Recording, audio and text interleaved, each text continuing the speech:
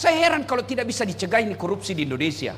Gimana ceritanya tidak bisa dicegah? Nah, 3 koja itu 3 lembaga. Ada polisi, ada jaksa, ada KPK.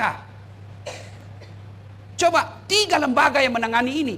Dan kalian penegak hukum diberikan konstitusional untuk apa? Untuk menyadap teleponnya ini para pejabat. Nah, kalau dia sudah baku telepon kan kamu dengar. Masuklah engkau ke dalam Islam secara sempurna. Islamlah kalian ketika sholat, tetapi menegakkanlah kalian keadilan ketika Anda menjadi jaksa. Itulah yang disebut Islam secara kafah.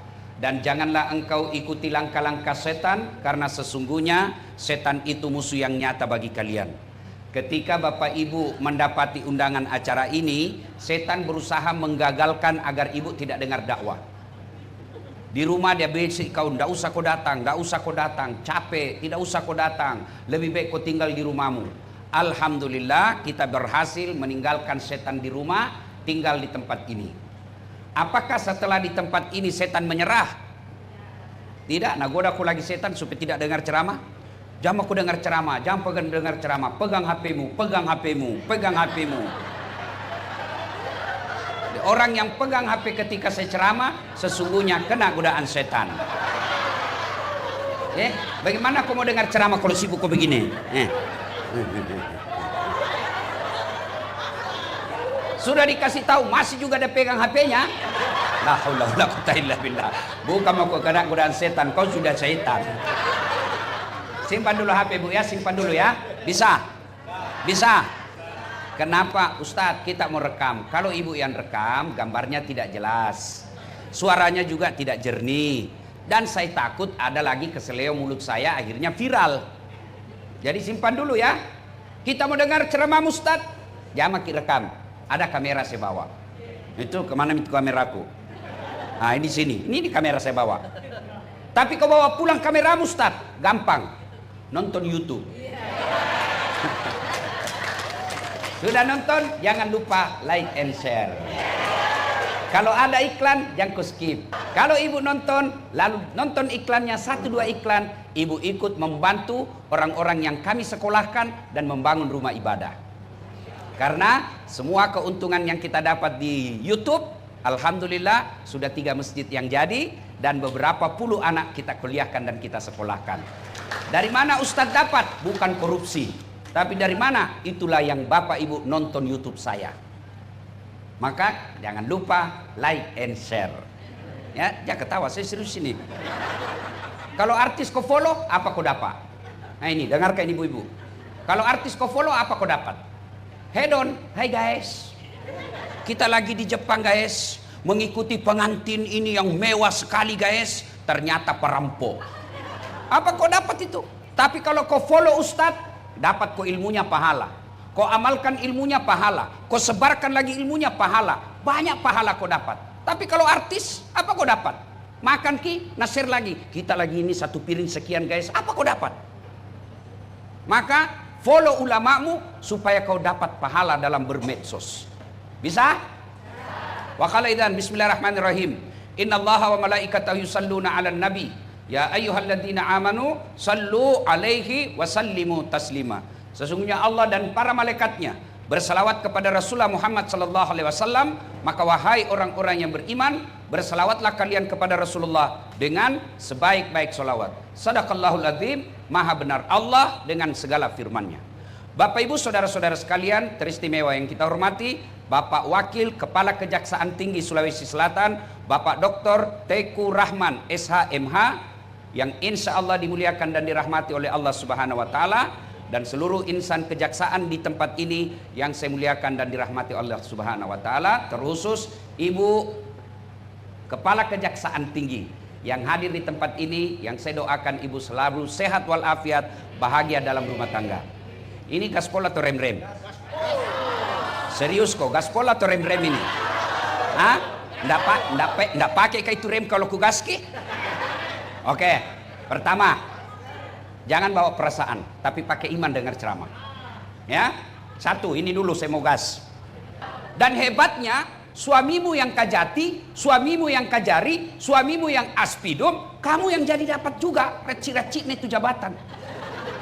Iya toh? Dan biasanya istrinya itu pejabat, lebih hebat pengaruhnya daripada pejabatnya. Iya toh? Iya.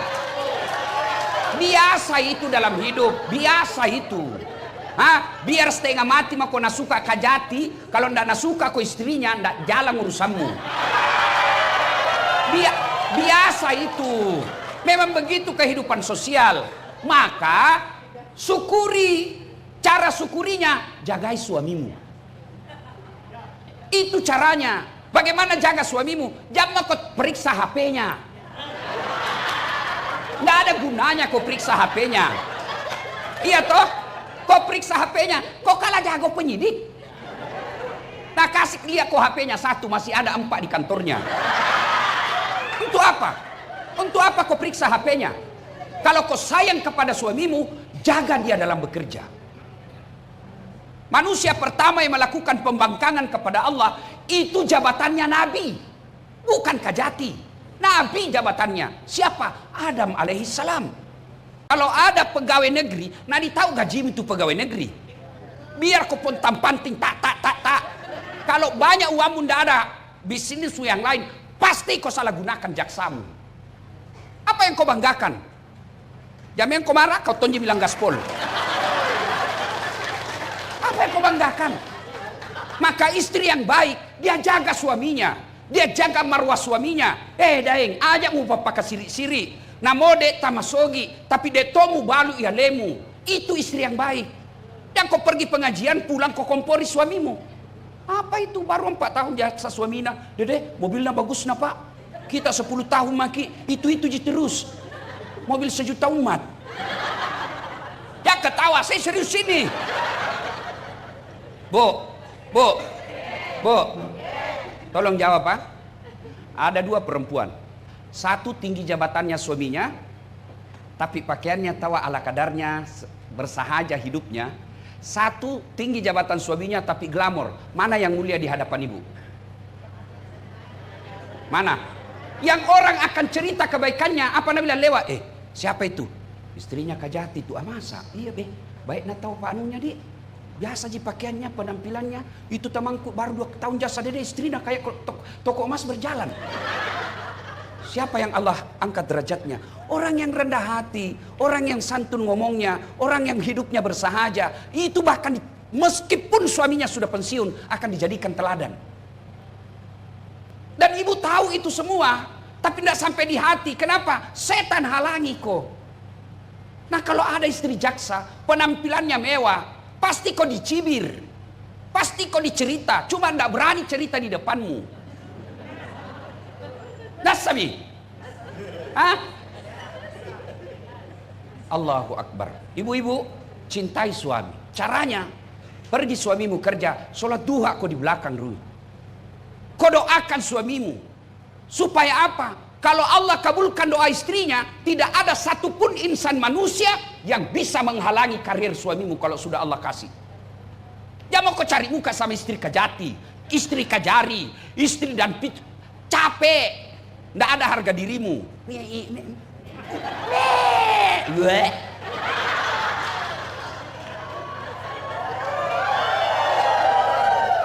Sekolah mau kau tinggi-tinggi. Orang tuamu sudah jualkan kau sawah supaya jadi jaksa. Orang tuamu berlinang air matanya malam hari doakan kau supaya anaknya diangkat derajatnya. Lalu kau pergi hinakan derajatmu sendiri. Seolah-olah tidak ada sekolahmu. Menjilat saja kerjamu. Kau tidak malu jadi manusia penjilat. Yang kau marah nak kau tonji minta digas. Maka itu suami bu, kalau istrinya selalu nasihati, dek tak kalupa lakemu. Tapi kalau jadi kau tukang kompor, dongok memang tong ini. Apa jepalik kau tingginya sekolah ndak bisa kau belikan emas. Dengar ini, semua kita laki-laki mau kasih kau perhiasan yang hebat, tapi rezeki terbatas. Mau kau jadi perampok suamimu dan pada akhirnya masuk penjara? Enggak kan? Siapa yang enggak kenal almarhum Baharudin Lopa? Menjadi legend. Kenapa? Karena istrinya juga bersahaja hidupnya. Jadi laki-laki, ini saudara-saudaraku yang jadi jaksa, itu penentunya baik sifatnya istrinya. Karena kadang kali kami laki-laki rela melakukan apa saja, yang penting istri senang di rumah. Maka jadilah istri yang baik. Pergi suamimu menuntut di pengadilan, kau sholat duha di rumahmu. Ya Allah, bimbing suamiku, tunjukkan yang hak adalah hak, tunjukkan yang batil adalah batil. Perbaiki lisannya, jaga mulutnya, jaga harga diri kami sekeluarga ya Allah. Ya Allah, kalau rezekinya jangan kau halangi, kalau rezekinya mudahkan baginya ya Allah. Sudah itu ku WhatsApp suamimu, bang, jangkit cemas, jangan menghalalkan segala cara. 8 rakaat saya doakan kita di dalam sholat duhaku. Insya Allah tolong ki, salam sayang selalu dari istrimu di rumah. Ini tidak. Pergi suaminya kasihan cari nafkah, kadangkala setengah mati tidur begadang di kantornya supaya dia baik karirnya dan berdampak sama istrinya. Baru 10 menit pergi suaminya pergi mima gosip, tawaf di komplek. Nah, kelilingi semua itu rumah, cari bahan, baku gosip. Lalu kalau begini hidup kita sebagai istri, apa fungsi tak sebagai istrinya suami tak dalam cari nafkah? Maka istri yang baik, lindungi suamimu, jaga suamimu, ingatkan dia sholat, ingatkan dia amar ma'ruf nahi mungkar. Maka suamimu jadi saksa, kamu juga dapat pahala keadilan di akhirat kelak. Ini yang disebut istri yang mampu menolong suaminya. Coba makin lihat di medsos, berapa banyak kasihan laki-laki yang karirnya baik, yang sekolahnya tinggi, terpaksa dipermalukan di medsos gara-gara istrinya yang hedon. Kalau bukan saya nasihati ibu, siapa lagi? Nggak mungkin kita mau dengar suami tak. Ya toh, dinasehatin. Maka kalau bukan saya, siapa lagi mau nasihati ki? Kalau bukan ulama, siapa lagi mau nasihati ki? Mertua tak kita tidak dengar, ipar tak kita tidak dengar, orang tua tak kita tidak dengar, apalagi suami tak. Itu gunanya diundang ki pengajian di sini. Ya. Dengar, poin kedua. Ini perempuan di patolo-tolo, glowing, apalagi itu bleaching, apakah itu namanya, apa itu, skincare. Itu yang kasih habis wanu. Apakah itu nak butuhkan suamimu yang glowing? Bukan, hatimu yang bagus dibutuhkan suamimu. Mau kau saya kasih bukti? Itu ada yang viral toh, pengusaha skincare selingkuh. Siapa nak tamani selingkuh suamina? Pembantuna. Si mau kok. Ayo, kalau suamimu tergoda dengan cantiknya, tidak mungkin dia selingkuh dengan pembantunya. Tapi apa yang dibutuhkan suami? Ketenangan jiwa. Ini. Habis suami ratusan ribu. Saya heran, kenapa semua pengusaha skincare kaya mendadak dan kaya tiba-tiba? Karena banyak perempuan mau dibodoh-bodohi. Jangan kau marah. Sampai biar jalan susah tongi. Beleng-beleng. Jangan marah bunda, jangan marah. Ini gunanya pengajian supaya ada perubahan. Ya. Maka istri yang baik, kalau cara bersyukur, lindungi suami tak. Nasihati, ingatkan. Soal sudah diingatkan dia mau dengar atau tidak. Tawakkal ilallah, berserah dirilah kepada Allah. Begitu mau pergi suami tak, doakan ki. Buat hatinya tenang. Bertengkar kita di malam, lupakan kalau dia mau pergi kerja. Kita tidak tahu apa yang terjadi. Siapa tahu bisa jadi keluar tinggal jasadnya. Alangkah bahagianya kita pergi. Istri tak, istriku saya bu. Sampai saya bilang Pak Waka, selalu saya bilang sama mamaku, kalau istriku tidak masuk surga, saya keberatan nanti di akhirat. Kenapa? Baik memang tuan saya istriku bu. Masya Allah. Saya kalau mau, padahal saya tidak pernah pacaran, tidak pernah kenal, tidak pernah lihat fotonya. Saya kenal mamanya hari Ahad, Jumat saya melamar. Masya Allah. Kalau mau kau pergi, ambil ranselku. Kan subuh-subuh biasa kan, pesawat pertama jam 4. Nah ambil Tom itu ransel, nah berat kuliah.